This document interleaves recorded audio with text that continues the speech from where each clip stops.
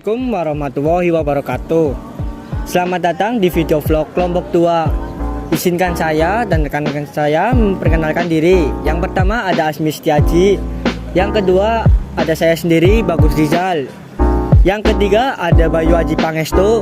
Yang keempat ada Chandra Stefani Pratama. Yang kelima ada Fari Fatullah. Yang keenam sekaligus yang terakhir ada Devi Salsa Alawiyah. Nah, sekarang saya sudah berada di bengkel kelistrikan 1. Saya akan menjelaskan sedikit tentang bengkel listrik. Apa itu bengkel listrik? Bengkel listrik yaitu tempat memperbaiki alat-alat elektronik seperti saklar, stop kontak, koil, dan lain-lain. Ayo ikuti keseruannya. Nah, sekarang saya sudah berada di dalam bengkel kelistrikan 1. Di sini saya sering mempraktekkan membuat leader bersama teman-teman. Apa itu leader? Leader yaitu instalasi listrik di dalam komputer. Nah, ini dia ada contoh leader.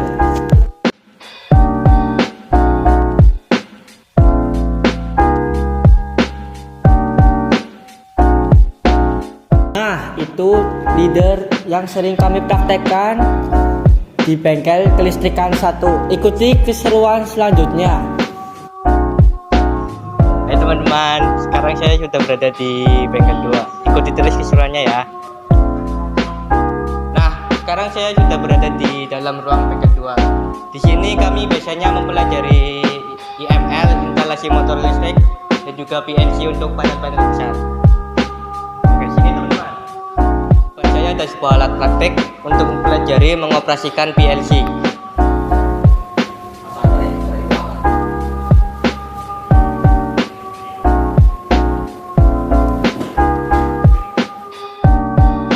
Teman-teman, sekarang saya sudah berada di bengkel 3 ketenaga listrikan. Di sini saya akan memberikan sedikit informasi tentang apa saja yang kami lakukan di bengkel 3 ini. Ayo ikuti keseruannya. Berada di dalam bengkel 3 ketenaga listrikan. Di sini kami biasanya mempelajari dan merancang sebuah skema-skema instalasi listrik rumah sederhana, rumah bertingkat, dan gedung perkantoran. Sekarang saya berada di depan bengkel listrik 4 ketenaga listrikan. Mau tahu apa saja di dalam bengkel listrik 4? Yuk kita lihat. Nah, sekarang saya sudah berada di dalam ruangannya. Di sini banyak bilik dan terdapat banyak panel yang biasa kami gunakan untuk merangkai rangkaian listrik 3 fase dan 4 fase.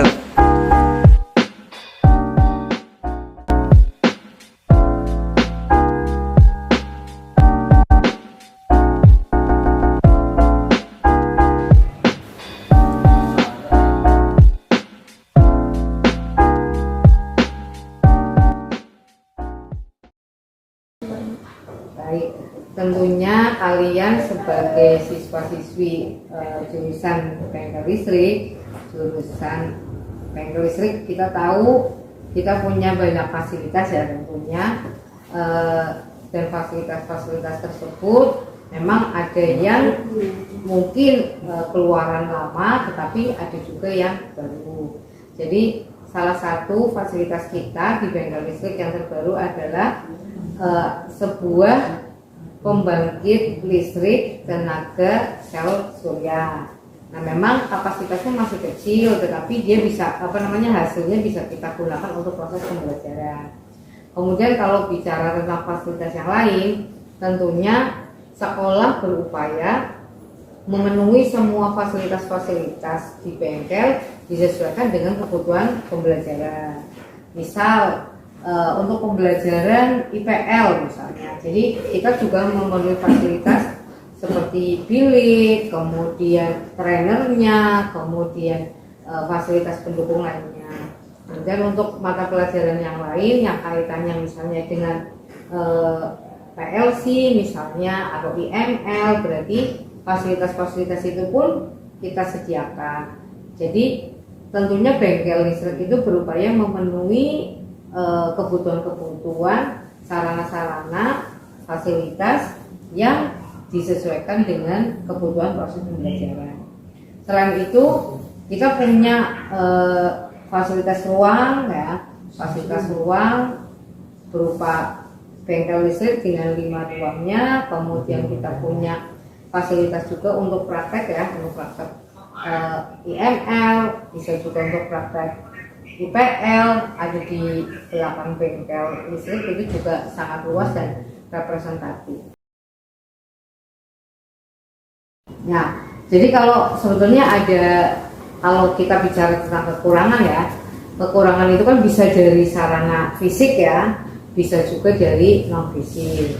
Nah, ini artinya segala sesuatu yang ada di bengkel kita kan pasti ada sisi positifnya atau sisi plusnya, ada sisi minusnya ya.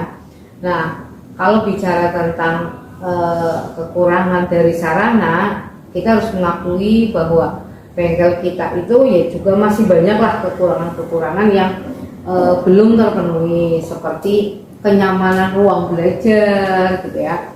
Dan kita ini merasakan sekali bahwa bengkel listrik dengan ruangan-ruangannya yang cukup panas itu membuat proses belajar itu menjadi tidak nyaman.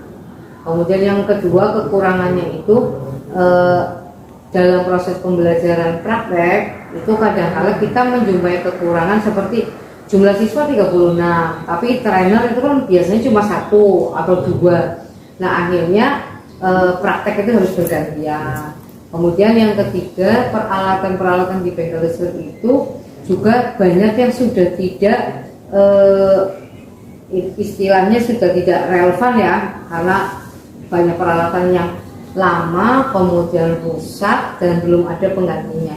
Nah, akhirnya ini juga menjadi satu kendala pada proses pembelajaran itu, ya tadi terpaksanya harus antri gitu ya, bergantian, kadang juga bahannya juga kurang.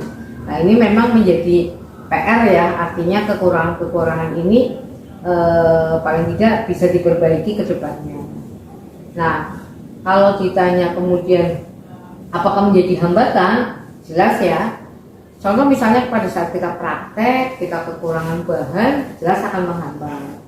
Nah, tetapi memang karena kondisi sekarang ini kan tidak boleh ada pungutan, tidak ada SPP, tidak ada uang sarana prasarana, tidak boleh ada pungutan.